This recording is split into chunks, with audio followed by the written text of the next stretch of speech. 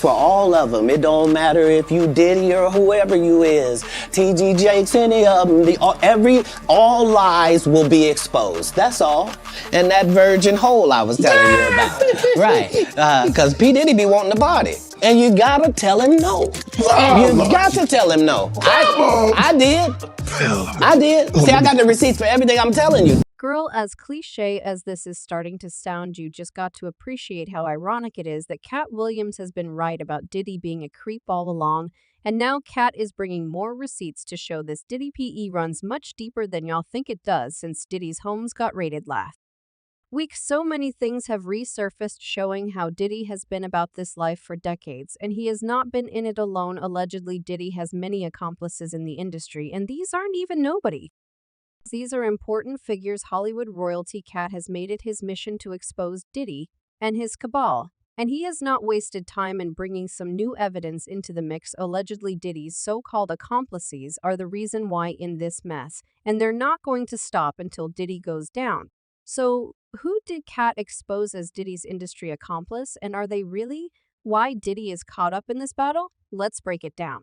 Sean Diddy Combs can't seem to escape the spotlight right now, and the federal investigation into any connections to an alleged operation is creating comparisons to other infamous figures like Jeffrey Epstein and R. Kelly. Y'all should have listened when Katt Williams said everything that happens in the dark will be revealed this year. Because baby, it's just the first quarter, and we've already seen so many things. As I'll know, Katt has been on a mission to expose the creeps and the snakes in the industry, and one of them is, of course, Diddy. In his Club Shay interview, Katt predicted that this is the year Diddy finally gets exposed, and people thought he was playing. All of these big deviants is all catching hell in 2024. It's up for all of them. It don't matter if you Diddy or whoever you is, TG Jakes, any of them, all lies will be exposed. That's all. And anyone who takes that the wrong way, know why they take it the wrong way. They offered him $50 million and he turned it down. Who gonna turn down $50 million? Now, I've had to turn down $50 million 4 times. 4 times, just to protect my integrity and that virgin hole I was telling you about, right? Because P Diddy be wanting the body, and you gotta tell him no. You got to tell him no. I did. See, I got the receipts for everything I'm telling you. That's why I can say them. To see everything playing out the way Katt said it would is crazy by now. Y'all must have heard about Diddy's homes getting raided by Homeland Security last week, and Diddy allegedly fleeing to some private island and leaving his kids behind to get handcuffed by police. It's a whole bunch of crazy stuff, but for those of you who somehow missed the show, let's do a quick recap. On Monday, March 25, the 3 of Diddy's homes in Miami and Los Angeles were raided by officials from Homeland Security Investigation. According to a rep for Homeland Security Investigations, HSI New York executed law enforcement actions as part of an ongoing investigation with assistance from HSI Los Angeles, HSI Miami, and our local law enforcement partners. We will provide further information as it becomes available. Footage from the raid showed several officials around Diddy's homes. In one of the videos, we actually see Diddy's sons, Justin and Christian, being inch-handed cuffs, as is customary for our raids like this. This raid is allegedly related to trafficking allegations that have been brought against Diddy in the last few months. As y'all know, the first of these allegations was made by Cassie in her November 2023 lawsuit, where she accused Diddy of a decade of abuse, manipulation, and control. In the lawsuit, Cassie said Diddy usually forced her to be with other men for his pleasure, and that they would organize freak-off sessions where she would be pumped full of substances that made her blue to consent to whatever Diddy wanted. He also allegedly put his hands on her blew-up kid Kai's car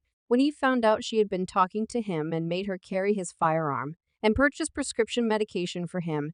Diddy settled with Cassie for an undisclosed amount within a day of her filing the lawsuit, probably hoping to keep everything down, but it had the exact opposite effect, because folks immediately started guessing that for Diddy to settle so fast, he probably did the things Cassie accused him of doing. Cassie's lawsuit opened the floodgates for other alleged victims to also bring a lawsuit against Diddy for violations ranging from trafficking to drugging people and taking advantage of them. There have been 4 lawsuits after Cassie, the latest being from Diddy's former producer Lil Rod, who worked on Diddy's Love album. Lil Rod's lawsuit accused Diddy of trafficking RICO offenses and many other twisted things, but more importantly is that Lil Rod's lawsuit accused all other people of working with Diddy, including big names like Christina Korum, Diddy's chief of staff, Sir Lucian George, Universal Music Group CEO, and Ethiopia HT, a Mariam, former Maytown Records CEO, who were all listed as co-defendants. Lil Rod also claimed that Diddy once bragged about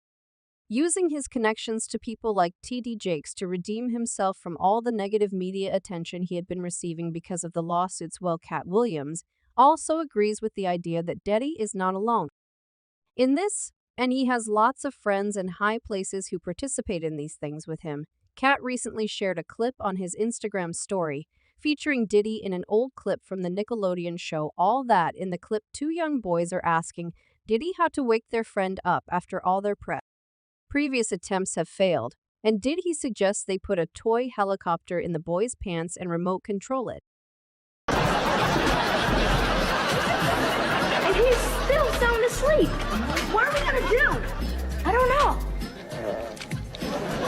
You know, in situations like this, I always ask myself, what would P. Diddy do? What would P. Diddy do? No, I don't know. Hey, let's ask him. Oh, okay. P. Diddy? What's up? We can't wake up Shane.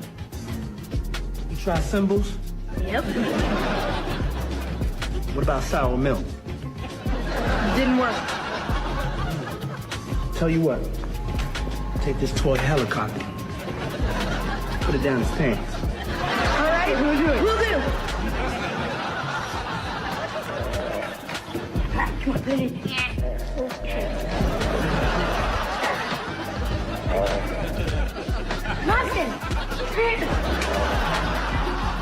Didn't work. He's still asleep.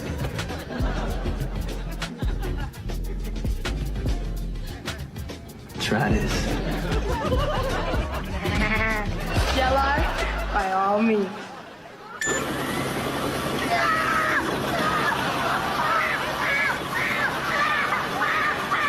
That's obviously a very disturbing clip, and it's weird enough that Diddy read the script and agreed to do it. But maybe it shouldn't be all that surprising given Diddy's history with young boys like Justin Bieber and Usher and all the things he allegedly did to them. What's even more disturbing is that someone on Nickelodeon made the script and approved it, and apparently this person was Dan Schneider. If you'll have been following the news, Dan Schneider and some other Nickelodeon executives have been outed recently for taking advantage of the child stars working with Nickelodeon. This came after the release of the investigation Discovery docuseries Quiet On, Set the Dark Side of Kids TV, which spotlights allegations of abuse and mistreatment going on behind the scenes of y'all's favorite Nickelodeon shows. Katt Williams seemed to imply in his post that Dan Schneider is one of Diddy's accomplices in the industry. But there's more. Remember that rant where Katt called out Diddy and Jermaine Dupri for being PWs. What's happening, Puff? I'll be back to you if JD ain't had enough. Yeah? Jermaine Dupri, king of if you ask me, baby. Shit.